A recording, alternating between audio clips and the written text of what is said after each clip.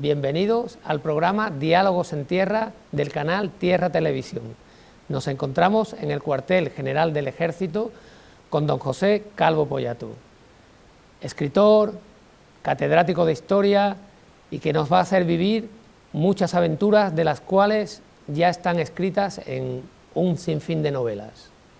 Bienvenido a este cuartel general del Ejército y bueno, vamos a empezar comentando dónde estamos. Nos encontramos en el Palacio de Buenavista. Esta es la Sala Prim. ¿Y por qué hemos elegido este sitio? Bueno, pues porque el profesor y escritor Calvo Pollato ha escrito un libro sobre el asesinato de Prim. Y bueno, creemos que hemos elegido, ahí tenemos al general Prim, para nosotros una figura militar de primer orden, pero aparte murió aquí, en este cuartel general, en este palacio, entonces no era cuartel general. Se le veló el cadáver en la estancia que está paralela a esta, y también se encuentra aquí el sofá donde se hicieron las primeras curas. Entonces vamos a hablar de Prim. Bueno, yo estoy en un sitio fantástico no solo por la carga de historia que tiene, sino por la relación directa que tiene con Prim, precisamente. Bueno, Prim es uno de los prohombres del siglo XIX, uno de los espadones, que era como se llamaban, que participaban en la política, es decir, además de su carrera militar, solían intervenir en la política, bien en el bando moderado, bien en el bando progresista. Prim siempre militó en las filas del partido progresista y terminará después de convertirse en todo un referente tras la guerra de África, lo que ocurre fundamentalmente en los castillejos, que permitirá darle el título de los castillejos como título nombre, se convierte no solo en un referente militar para el ejército español en el 19, sino en una referencia para toda una opción política. Cuando la revolución del 68, que destronará a Isabel II, Prim se convierte en el protagonista fundamental, presidente del gobierno y quien buscará entronizar una nueva dinastía que luego no fue posible. De hecho, el primer sitio donde Amadeo de Saboya ve al general Prim, que lo ve de cuerpo presente, fue cuando se velaba el cadáver, pues aquí, en este palacio. Pero en torno a la muerte de Prim, pues hay muchas teorías, ¿no?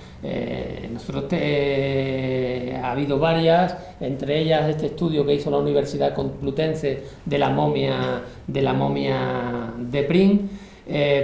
Me imagino que como ministro de la guerra, presidente del gobierno, tendría muchos enemigos.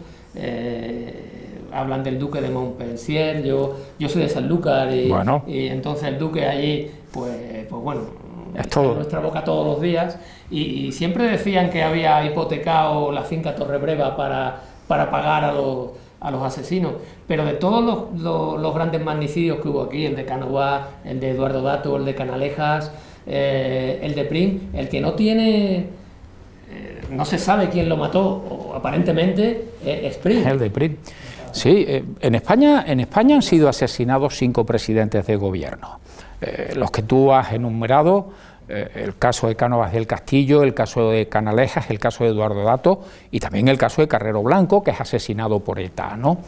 En esos 4 casos se conoce quiénes fueron los asesinos y hay incluso, en fin, o la claridad rotunda de lo que ocurrió, una sentencia judicial que ya nos permite, por lo tanto, tener constancia de ello. En el caso de Prim, ¿no? Nunca se pudo llevar a cabo el proceso, que es enorme. En el Archivo Histórico Nacional, en la sede que tienen en Alcalá de Henares, se encuentra el sumario, miles y miles de páginas que no permitieron a un juez terminar dictando una sentencia sobre un asesino o un autor del asesinato de Prim. Y sobre ello efectivamente se han formulado varias teorías. Yo sostengo que Prim muere de una septicemia. es decir, los disparos no eran mortales, había algún disparo de cierta gravedad, pero hay un disparo en la mano, otro en el codo, en la parte del hombro, esos podrían tener algo más, pero yo creo que hubo una mala atención médica, no se trató adecuadamente y en pocos días aquellos disparos, que vuelvo a repetir, ninguno de ellos era mortal, terminaron por acabar con la vida del presidente del gobierno. Y efectivamente Prim tenía muchísimos enemigos. Se ha formulado la teoría, por ejemplo, de los esclavistas cubanos. Prim estaba dispuesto a abolir la esclavitud, y el sistema económico sobre el que se asentaba la actividad en la isla de Cuba era la esclavitud, las grandes haciendas donde se cultivaba tabaco, donde se cultivaba caña de azúcar. Decidir acabar con la esclavitud, aquello atacaba de manera muy directa a determinados intereses económicos, y por lo tanto se ha especulado que existe esa posibilidad. Por otro lado, la del duque Montpensier. Montpensier quería ser rey de España, aunque fuese rey consorte por estar casado con la infanta Luisa Fernanda, ¿no? Prim es el que se cruza en su camino.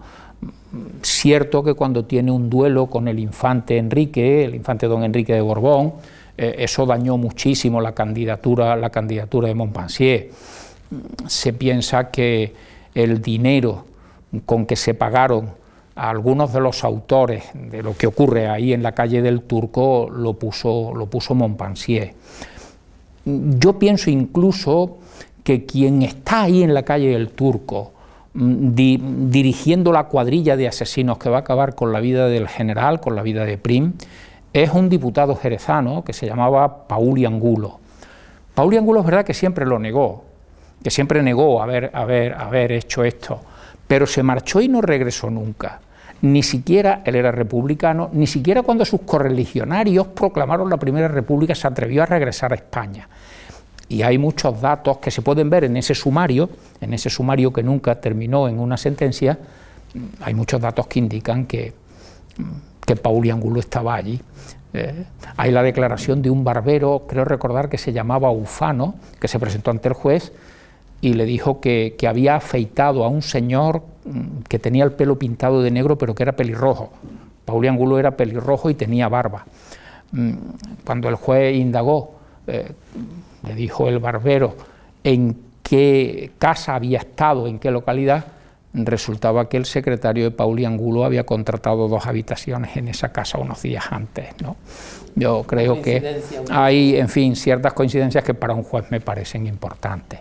Y en el caso de Montpensier, las cosas se pararon. Al fiscal le dieron instrucciones, a la fiscalía se le dieron instrucciones desde el gobierno cuando Alfonso XII toma la decisión de casarse con una hija suya, con María de las Mercedes de Orleans. Claro, en aquella época sentar en el banquillo al padre de la reina o al suegro del rey no estaba bien visto, vamos a decirlo así, ¿no? Bueno, pues yo pienso que también se ha especulado con Serrano. Serrano quiso presentarse para convertirse en rey y Prim se lo tomaba, en fin, vamos a decirlo de una manera muy andaluza, a pitorreo. Serrano se sintió herido en su orgullo, en su amor propio.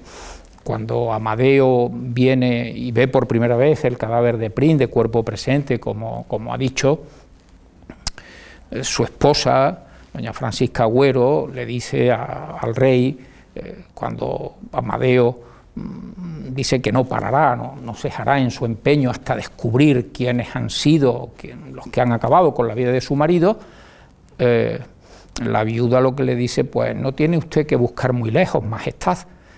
Quien estaba allí muy cerquita era Serrano, ¿no? Alguien lo ha interpretado como un indicio de que la viuda de Prim estaba señalando de forma muy directa a Serrano, pero en fin, es una interpretación. Ya hemos dicho que no hay certeza sobre los asesinos en el caso de... Bueno, la verdad que sí, ese asesinato cambió la historia de España. Todos los magnicidios yo creo que la han cambiado, pero en el caso de Prim, más que otros. A mí no me cabe la menor duda. Prim muere la víspera de la llegada de Amadeo a Cartagena. Viene en una fragata de la Armada Española. Prim le pide a un compañero suyo, era marino, al almirante Topete. Como él no puede ir a Cartagena porque está herido, le encarga a Topete, con el cual no tiene identificación política, estaban en partidos diferentes, pero eran amigos sobre todo. Entonces le encarga a Topete que acuda a Cartagena a recibir a Amadeo, ¿no? La muerte de Prim es la muerte del valedor de Amadeo. Amadeo se quedó sin el apoyo que Prim le hubiese dado, y ya como no ocurrió no lo sabemos, eso ya no es historia, ¿no? Pero quizá con el apoyo de Prim, tal vez, esto ya es especular, la dinastía de Saboya pudo haberse consolidado. A los 2 años Amadeo decidió abdicar, marcharse, y que se proclamara la carrera la Primera República, que duró 11 meses, y tuvo 4 presidentes de gobierno, y si analizamos los 11 meses de república, aquello fue algo muy parecido al caos. Bueno, la figura de Prim es importante. La historia de España es increíble, y de hecho ahí están tus libros, que son muchísimos, y tocas todo: Felipe IV, Felipe II, Hernán Cortés, el Gran Capitán, y a ese vamos a ir, al Gran Capitán. Para nosotros el Gran Capitán es otra gran figura militar e histórica, y de hecho cuando hemos venido por la Plaza de Armas, hemos subido la escalera de Palacio, pues bueno, hay figuras del Gran Capitán. ¿Qué es lo que hace al Gran Capitán diferente como comandante de un ejército para que cambie todo? Bueno, los tercios dejan de ser lo que eran para convertirse en una máquina de guerra impresionante, claro. Yo creo que en el caso de Gonzalo Fernández de Córdoba, yo me honro mucho de ser paisano suyo, yo también soy cordobés. Gonzalo Fernández de Córdoba, yo creo que hay 2 circunstancias que lo singularizan de una manera extraordinaria. La primera, que él no estaba destinado a convertirse en un gran general, en mandar un gran ejército. Él era lo que en la época se conoce con el nombre de un segundón, es decir, su hermano mayor es el heredero de los títulos, del mayorazgo, y por lo tanto de todo lo que la familia Fernández de Córdoba en esa rama podía aportar. ¿A qué podía aspirar el Gran Capitán? Pues a meterse en una orden religiosa, y quizá con el apoyo de su familia llegar a abad, a obispo, alguna cosa, o sea, la carrera religiosa, o haber sido capitán de lanzas, poco más, porque era, repito, un segundón.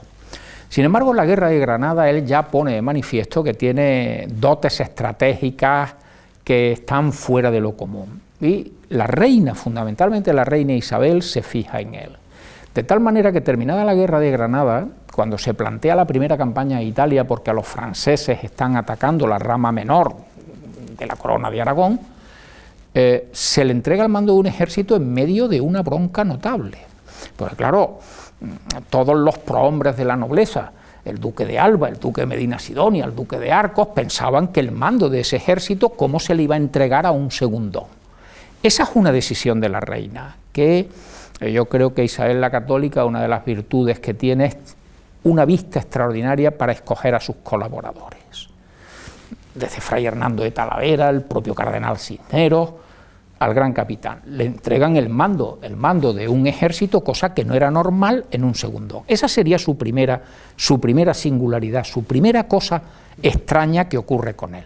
Claro, cuando está al frente de ese ejército, comienza a ganar batallas. Él solamente pierde una batalla, la primera batalla de Seminara, que en realidad no la pierde él, la pierde el rey de Nápoles, al que se pone a sus órdenes, y en realidad lo que Gonzalo Fernández de Córdoba consigue es que las consecuencias de la derrota sean mucho menos desastrosas de lo que podían haber sido, porque él logró organizar un poco lo que era una huida, convertirlo en una medio retirada ordenada, ¿no?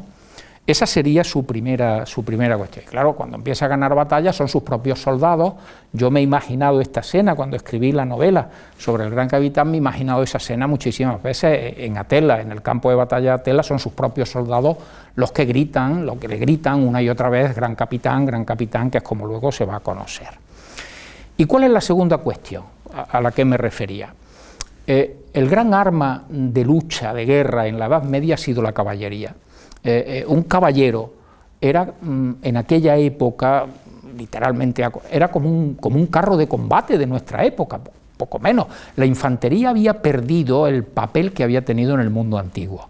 En la época de los romanos, su infantería, sus legiones eran las que llevaban el peso militar de sus guerras, ¿no? El Gran Capitán lo que hace es cambiar esa situación que se ha creado en la Edad Media.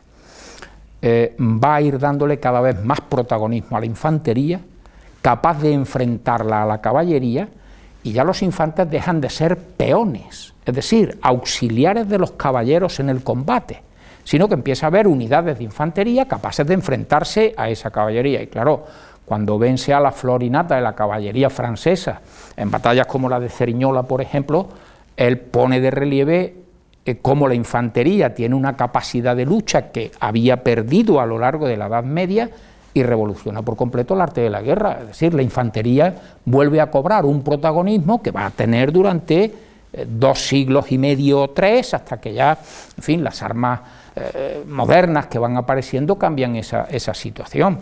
Y él incluso organiza ya las unidades militares que van a servir de base para la creación luego de los tercios de infantería, que se ha dicho alguna vez, el Gran Capitán crea los tercios. El Gran Capitán no creó los tercios.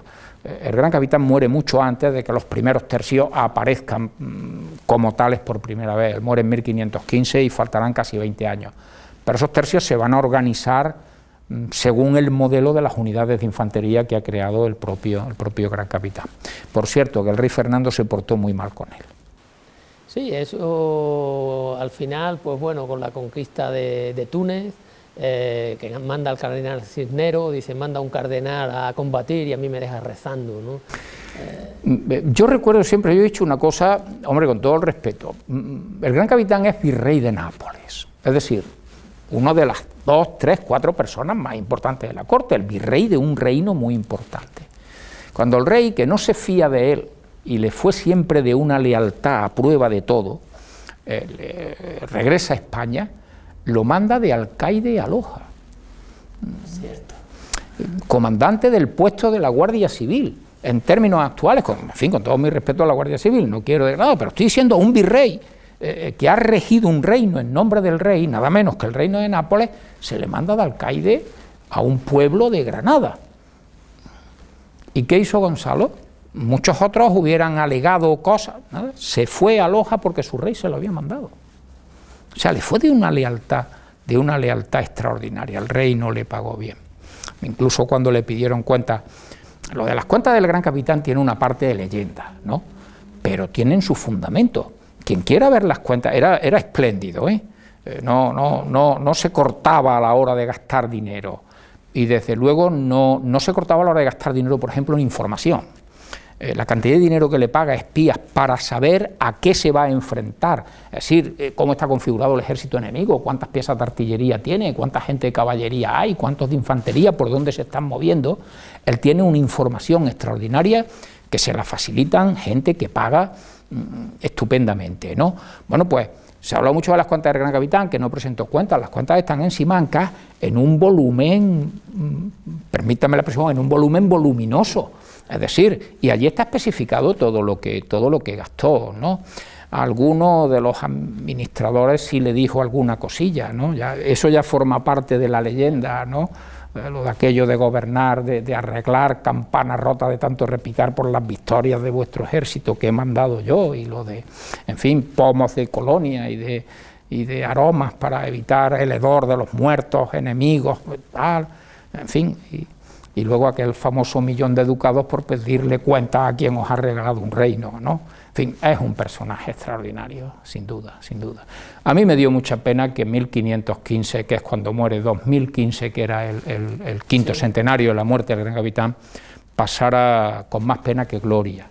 Nos suele ocurrir con frecuencia, somos poco dados a reconocerle los méritos de nuestra historia, que tenemos momentos brillantes y momentos oscuros, y no es cuestión de que ocultemos los momentos oscuros, pero hombre, también es cuestión de que resaltemos los momentos brillantes, que es lo que hacen todos los franceses, los alemanes, los ingleses. Oye, nosotros da la impresión de que nos sentimos como más cómodos en los momentos oscuros de nuestra historia. Hombre, pues no, yo creo que tendríamos que valorar mucho eso. Nosotros en 2015 sí que se celebró el centenario, lo hicimos con una gala aquí, pero claro, yo pienso también que que también fue una persona que cambió, yo no digo la historia de España, que yo creo que cambió la historia del mundo y el mapa del mundo. Ha habido personajes que han cambiado el mapa del mundo. Los ingleses tienen el suyo, como puede ser la Orden de Arabia, que cambió el mapa de Oriente Medio, pero es que nosotros tenemos muchos más. Cambiaron el mapa de América, el mapa de Asia, el mapa de África y el mapa de Europa, por supuesto, ¿no?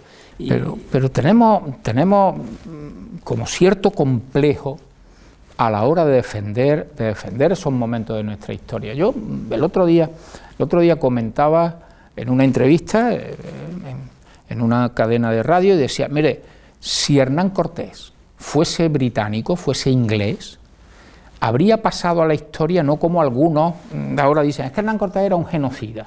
No, habría pasado a la historia como el individuo que puso fin a la práctica de los sacerdotes aztecas, que abrían a sus víctimas para ofrecérselas a sus dioses, las abrían en canal y le sacaban el corazón, le arrancaban el corazón todavía palpitante. Cortés acaba con eso. Bueno, pues si hubiese sido inglés, eso es lo que se hubiese resaltado. Y aquí andamos diciendo que si cometió un genocidio, que si dejó de cometerlo, que si hizo, que si... En fin, lo que hemos comentado antes. Sí. De todas maneras, a mí me alegra que escritores como ustedes estén pues escribiendo sobre nuestra historia y de una manera contando la verdad, pero yo siempre digo lo mismo, que lo que fija de verdad es la ficción. Parece mentira, pero las novelas es lo que en el imaginario popular, que es lo que somos nosotros cuando cogemos el libro y empezamos a leer, es lo que nos va quedando, ¿no? Porque claro, los sesudos estudios están muy bien, pero no llegan, me voy a incluir a nosotros que queremos pues la novela, la historia e incluso la película, ¿no? A día de hoy. Totalmente de acuerdo. Yo creo que los historiadores, y además hablo de los historiadores españoles, muchas veces hemos escrito para nosotros mismos, es decir, para, en fin, la tribu, ¿no? Lo digo con todo el respeto. Y es muy importante hacer ensayos, investigar para ir aclarando cosas, conociendo mejor las cuestiones, sabiendo cuáles eran las realidades de tipo social, de tipo económico, de tipo mental. Todo eso es fundamental y muy importante para que la ciencia progrese. Pero claro, un volumen muy grande donde la mitad es aparato crítico, citando otras obras, etcétera, esto, en fin, eso que se llama el gran público, pues, en fin, no le resulta particularmente atractivo. Y yo creo que la novela histórica ha venido a rellenar ese hueco que dejaban ensayos valiosísimos, extraordinarios. Nunca le agradeceremos bastante a quienes se dejan horas y horas de su vida en los archivos, buscando datos, investigando, etcétera, pero eso no le llega tanto a la gente. Entonces, claro, la novela que es propiamente novela histórica, porque hay muchas novelas que bajo la denominación de novela histórica no lo son. Una novela histórica tiene siempre que ser fiel a los hechos, no los puede alterar. Uno lo que puede sí es crear elementos de ficción que no alteren en ningún caso los hechos.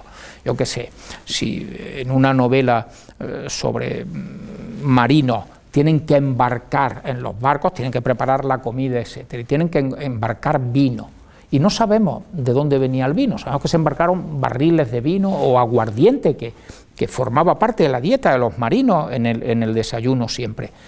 Hombre, pues el novelista sí tiene a lo mejor la libertad de decir, oye, hay aguardiente en mi pueblo, en mi comarca, o el vino es en Sanlúcar de Barrameda, o algo, en vez de poner el vino de, yo qué sé, de otro sitio, ¿no?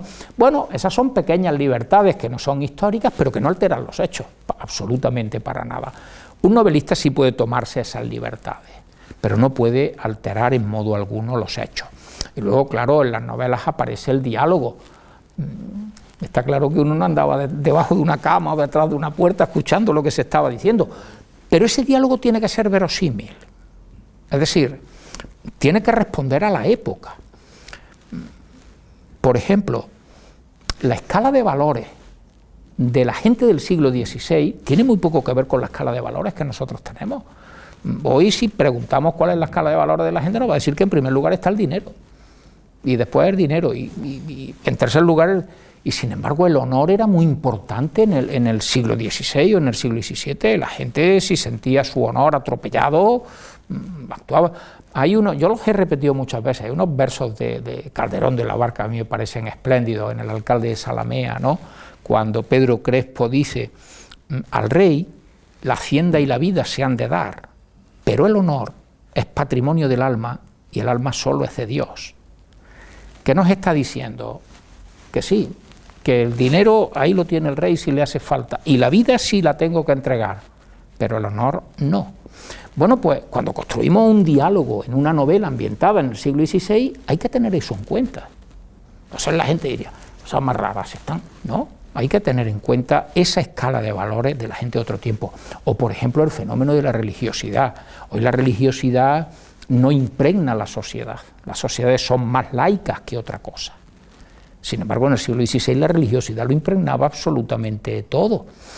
Hay un momento en que a mí me comentaba una persona, yo dije, todos los marinos que se iban a embarcar entraron a oír misa en una iglesia. Y me dice, hombre, pues algunos no entrarían. Digo, hoy no entrarían ni la mitad.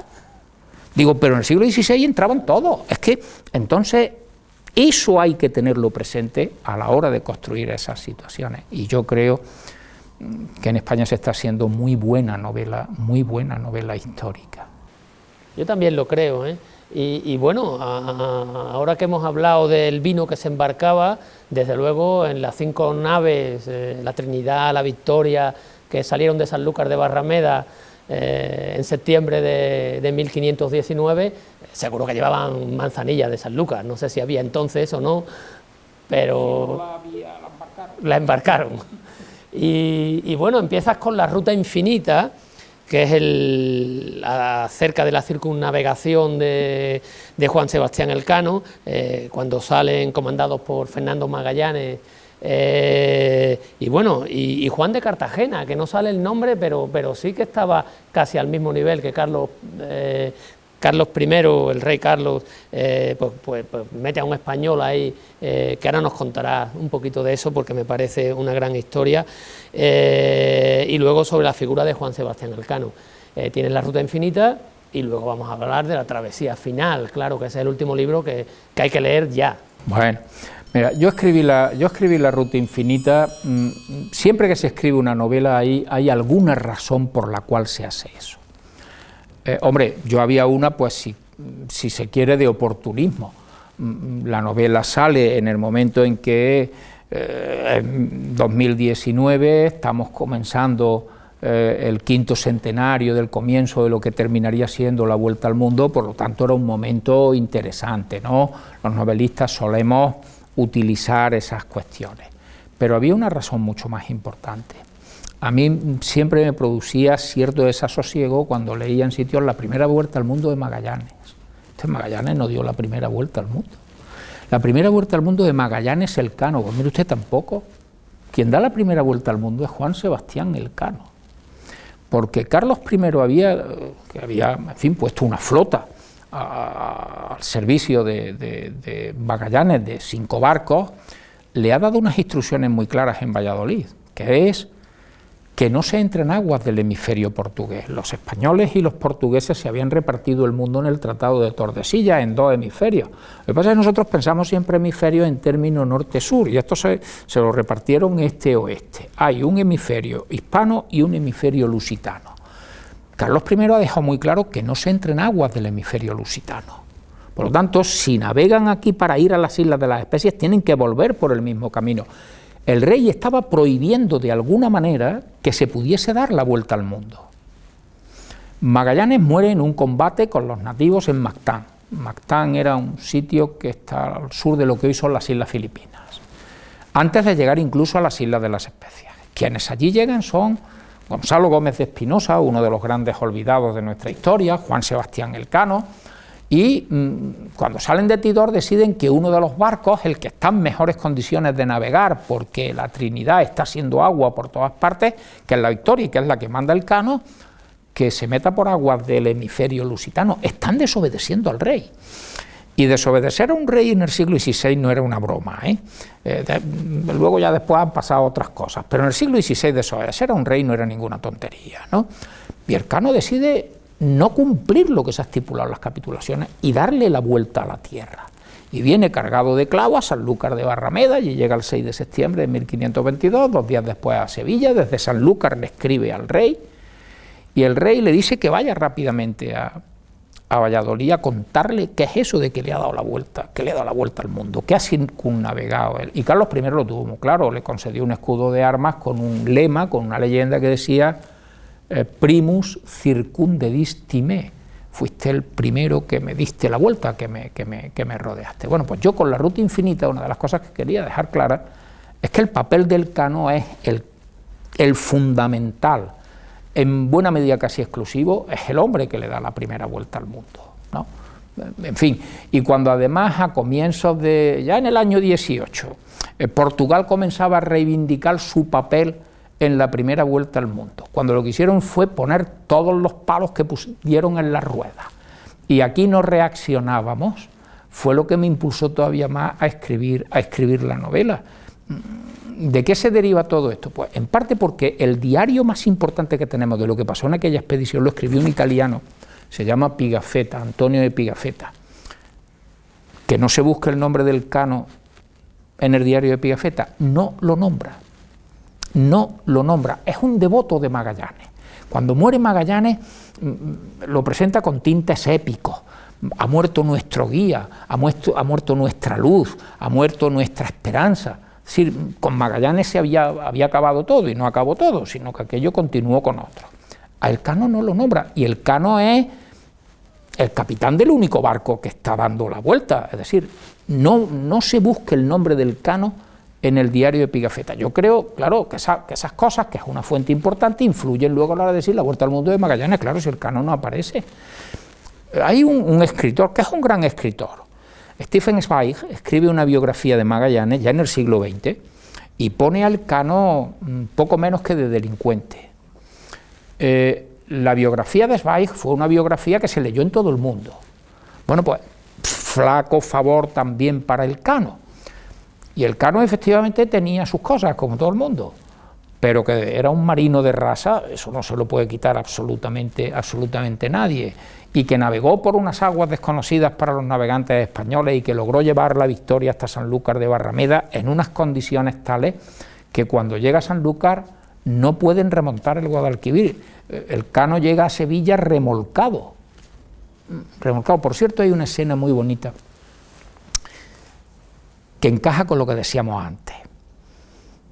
¿Qué hace el Cano y los 17 hombres que van con él, que son los que quedan vivos en la historia? ¿Qué es lo primero que hacen cuando llegan a Sevilla?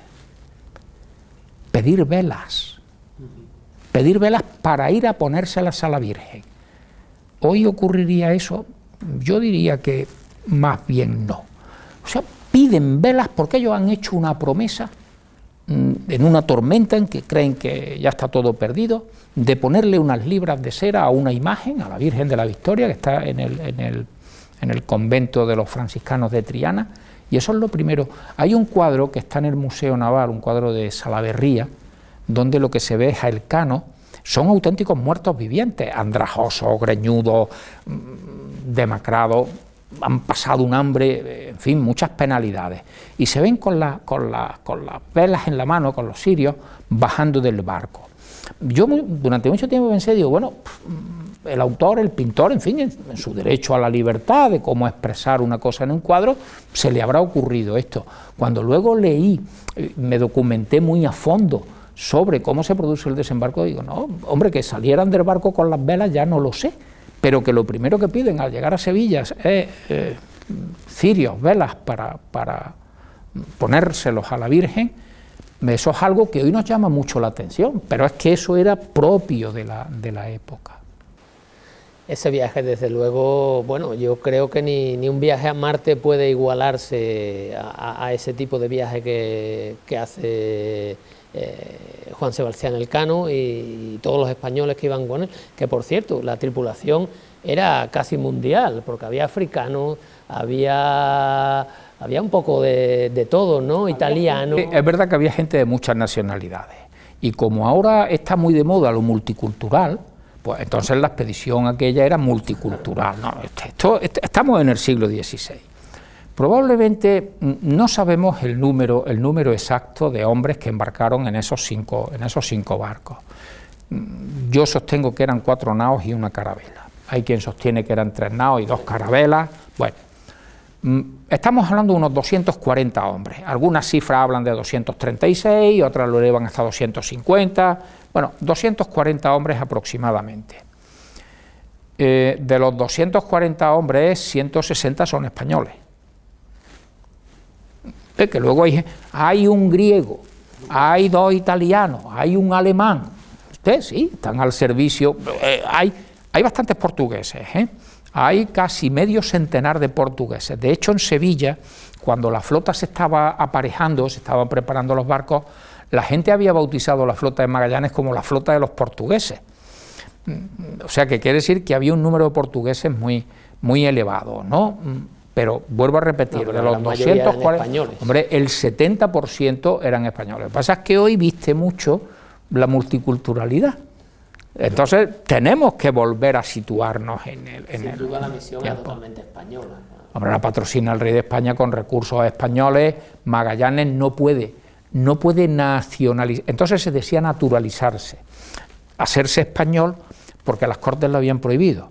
Habían prohibido las nacionalizaciones porque al haber muerto el cardenal Cisneros, la sede episcopal de Toledo, que es la sede primada de España, se había quedado vacante. Y la reina Isabel había dicho que las altas dignidades eclesiásticas del reino las tenían que ocupar los naturales del reino. ¿Qué hicieron los flamencos que vinieron con Carlos I? Nacionalizar a uno de ellos para que pudiera convertirse en arzobispo de Toledo. Reacción de las Cortes, ya no se nacionaliza a nadie más. Esto nos ha ocurrido una vez, pero ya no lo hacen más. Entonces Magallanes no pudo nacionalizarse español como era su deseo, tuvo que hacer un juramento de lealtad al rey, etcétera. Por cierto que hay una bronca enorme en Sevilla, porque Magallanes en la Trinidad, que es el buque insignia, iza su estandarte o su guión, antes de que se hice el estandarte del rey. Bueno, varios entraron y querían matar a Magallanes. ¿Cómo se le ocurre iniciar su guión sin que el estandarte real estuviese ya puesto, izado en el palo mayor del barco, ¿no? Hubo una bronca cuenta de estas cuestiones. O sea, las tensiones eran fuertes. Sí. Bueno, aquel tiempo la sombra del rey estaba en todas partes. Claro. Y además Carlos I, que en ese momento tiene que hacer frente a una cantidad de problemas enormes porque, en fin, hay dificultades muy grandes, demostró luego con el tiempo que era capaz de aprender y de rectificar y de tomar decisiones, anular decisiones que había tomado para tomar otras que resultaron muy beneficiosas.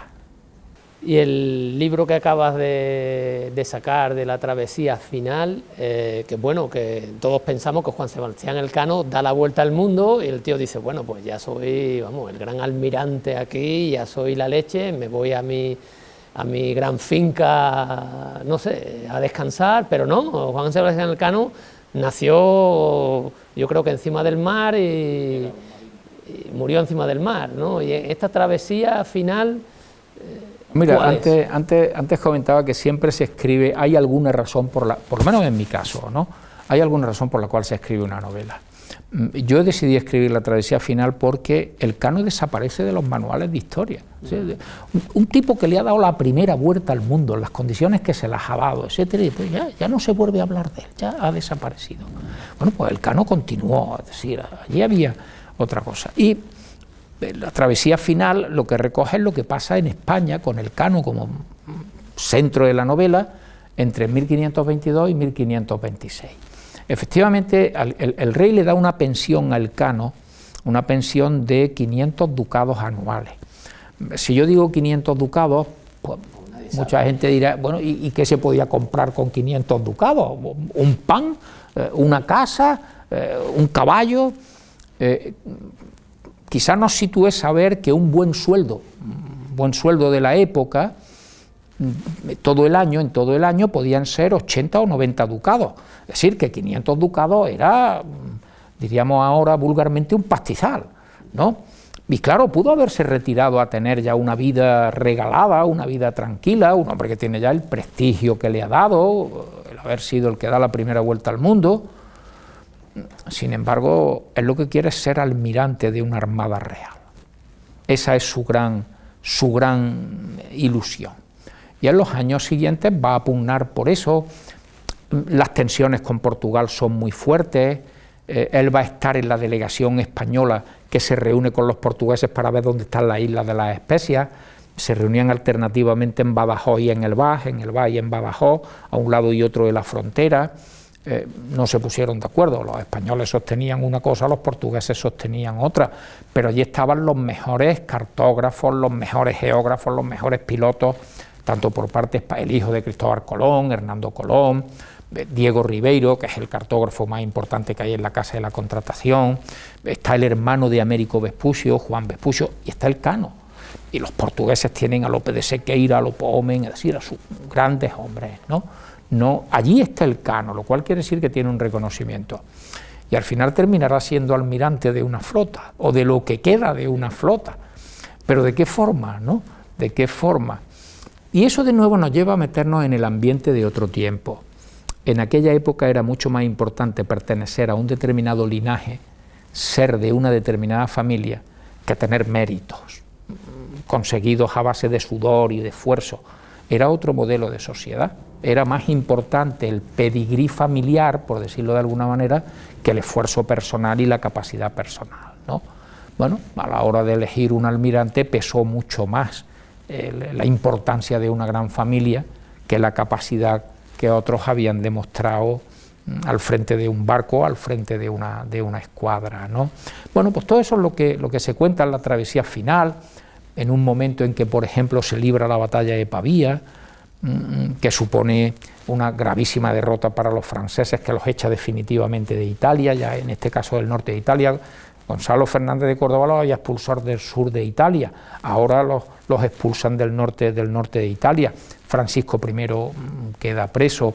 Es el momento del matrimonio de Carlos I con Isabel de Portugal, una mujer extraordinaria, no solo porque era guapísima, que alguien me acusará de machista, pero es que además era una mujer de unos fundamentos llamativos, ¿no? Cuando Carlos I tiene que salir de España para los asuntos que le agobian en Europa, a quien deja de regente es a su mujer y tomará decisiones muy acertadas. Hay una anécdota muy bonita que nos da un poco el perfil de esta mujer cuando está dando a luz, cuando está pariendo, a quien luego va a ser Felipe II, en Valladolid. Le decían las parteras, le decían las comadronas, majestad, gritad, majestad, gritad. Aguantaba para no gritar y decía que una emperatriz no gritaba. Y le colocaron un paño en la cara porque decía que le pusieran, eso lo pidió ella, porque no deberían verla con el rostro contraído de color. Es una mujer que tiene un determinado perfil, sabe el papel que tiene que jugar y sabe dónde está. Y hasta en una circunstancia que yo supongo que es terrible. Digo supongo porque, claro, yo no he dado a luz, pero claro, para las mujeres es algo duro y difícil, ¿no? Bueno, pues hasta en esas circunstancias eran las parteras las que le pedían a Isabel de Portugal que gritase, que chillase, que se ahogase. Y decía que no podía descomponerse en ningún momento, que ella era la emperatriz. Muy bien, don José Calvo Pollato. Hemos hablado de muchas cosas. La verdad que hemos dado un gran paseo por la historia, desde el general Prim, porque estamos en el Palacio Buenavista, el gran capitán, porque también estamos en el cuartel general del Ejército, y bueno, Juan Sebastián Elcano, la ruta infinita y la travesía final, porque fuimos la primera nación que consiguió dar la vuelta al mundo y cambiar el mapa del mundo y cambiar el mapa de la historia. Muchas gracias por estar aquí. Este es tu cuartel general del Ejército, este es tu ejército. Hemos aprendido muchísimo, tanto yo, por supuesto, que claro, la parte de la historia y tus libros lo sigo y lo sabes desde siempre, y recuerdo con El espía del rey cuando dijiste, pues estoy buscando un libro y tal, y yo a partir de entonces dije, bueno, la figura de Jorge Juan también es una figura increíble, también la has tratado, y en la biblioteca Aquí tenemos más de 40.000 volúmenes, que está abierta para cuando quiera acudir. Están todos tus libros, o sea que también lo tenemos. Muchas gracias. Este es el programa Diálogos en Tierra y gracias. Yo me he sentido como en mi casa, atendido, con una generosidad extraordinaria y bueno, muy bien acompañado. Pues muchas gracias y nos vemos a la siguiente. En la próxima.